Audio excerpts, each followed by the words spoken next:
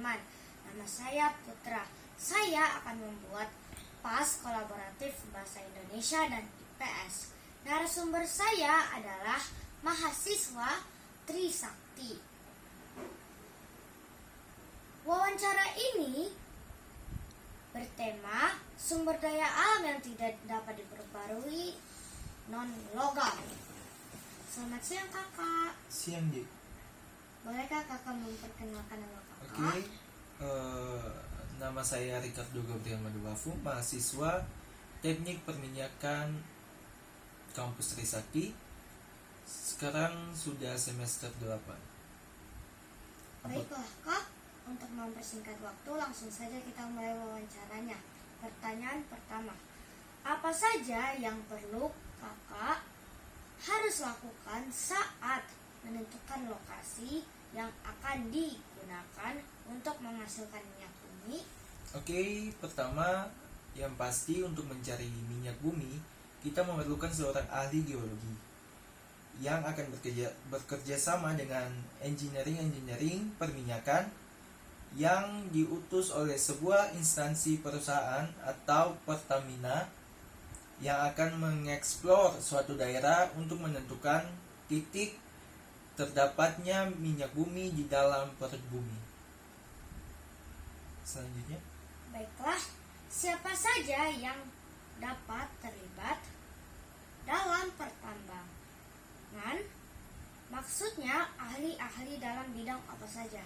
oke, seperti yang tadi sudah disebutkan,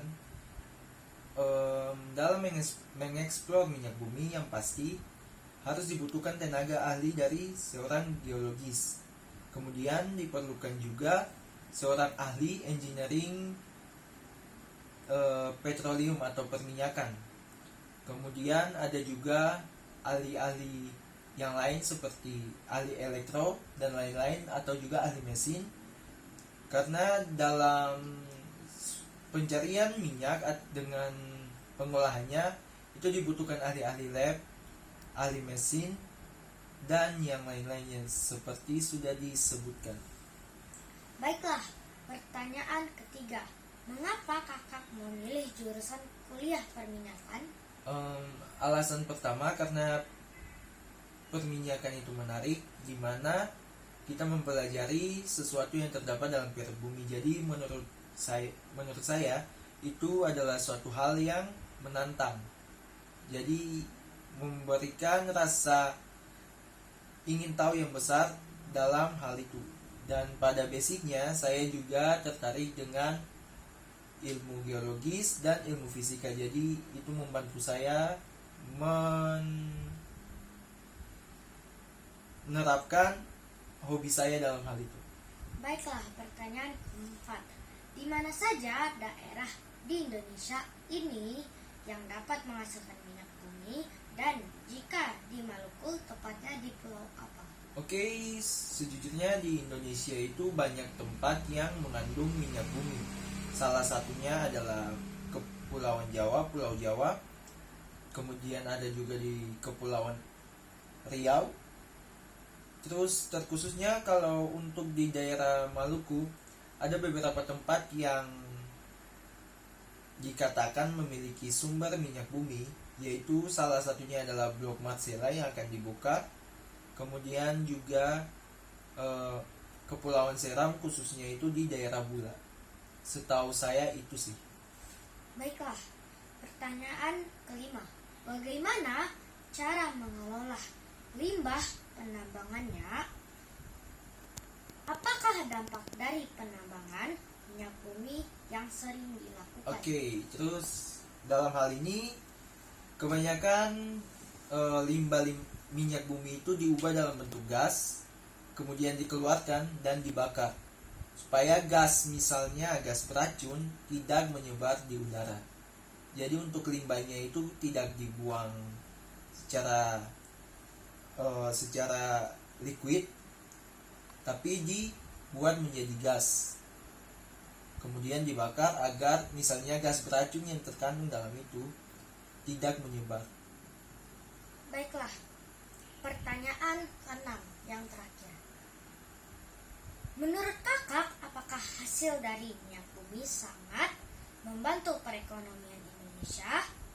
Apa dampaknya bagi masyarakat dan bagaimana cara pencariannya? Pencarian minyak bumi yang ada di Indonesia tidak merusak lingkungan. Tolong beri saran kakak sebagai mahasiswa perminyakan. Oke, yang pertama, apakah minyak bumi berpengaruh kepada perekonomian negara Indonesia? Jawabannya ya, karena di mana minyak bumi adalah bahan utama yang digunakan dalam transportasi. Otomatis itu adalah pasaran, adalah produk yang sangat dinanti-nantikan di dalam pasaran. Jadi kalau ini membantu dalam perekonomian negara Indonesia, jawabannya ya. Kemudian pertanyaan yang berikutnya itu, apakah bagaimana cara mencari minyak bumi yang tidak mencemari lingkungan? Benar. Jadi salah satunya itu dengan saat melakukan pencarian kita harus teliti. Teliti itu dimana kita tidak boleh melakukan kesalahan yang membuat minyak bumi itu keluar dari kilangnya, dari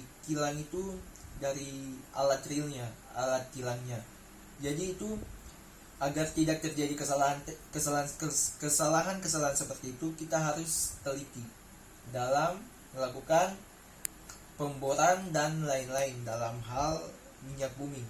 Kemudian apakah pengaruh terhadap lingkungan? Jawabannya ya. Salah satunya itu mempengaruhi udara, mempengaruhi air.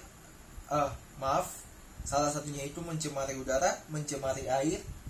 Kemudian juga bisa mempengaruhi pernapasan, di mana saat minyak bumi digunakan sebagai bahan bakar dan dikeluarkan oleh kendaraan-kendaraan,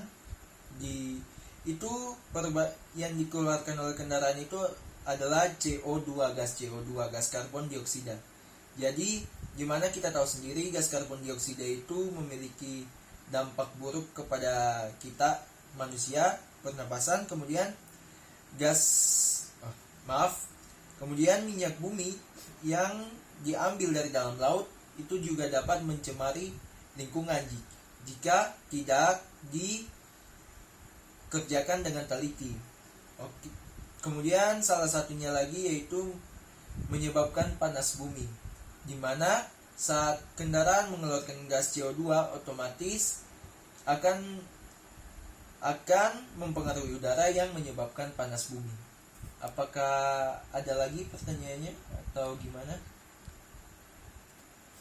Mungkin segitu saja, sudah cukup. Oke. Terima kasih. Baik.